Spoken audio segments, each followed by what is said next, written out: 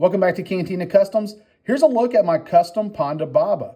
Now this figure is a classic example of an action figure that could be made even better with just a little bit of tweaking. Of course, the main part of this action figure is the vintage collection Ponda Baba, which came with a head sculpt that was just a little undersized for this body. But the Power of the Force 2 Ponda Baba head sculpt fits just fine. And actually, this head sculpt is held up over years.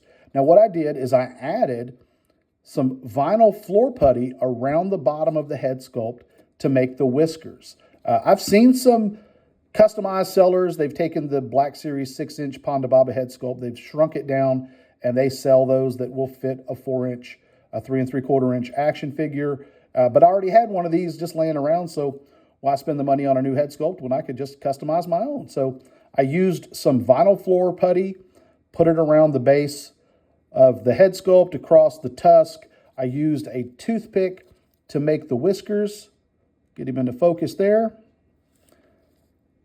So I used a toothpick to make the whiskers around the head sculpt. I dremeled out the inside of the head sculpt big enough that it would fit over the collar. I didn't want the head sculpt resting up high off the collar. I used some hot glue to fill in the gap where the ball joint neck is. So there is some articulation to the head sculpt, but because the way the collar fits inside, it doesn't move very well. Then I painted the yellow striping on each of the legs.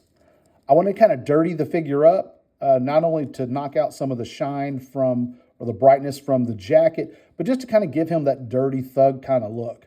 And then I prefer the flipper hands, the original flipper hands, as opposed to the furry hands that were on the floor from the arm, the LA reshoot scene.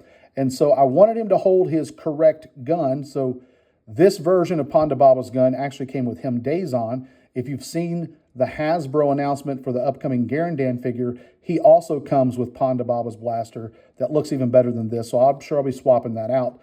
But in order to get him to hold the blaster straight, I simply cut off one of the fingers on the backside of the flipper hand. So now I've got a Ponda Baba that can actually draw correctly on Obi-Wan and Luke in the cantina scene. He's got a head sculpt that's more in scale, more in size with the actual figure. And there he is, my custom Ponda Baba.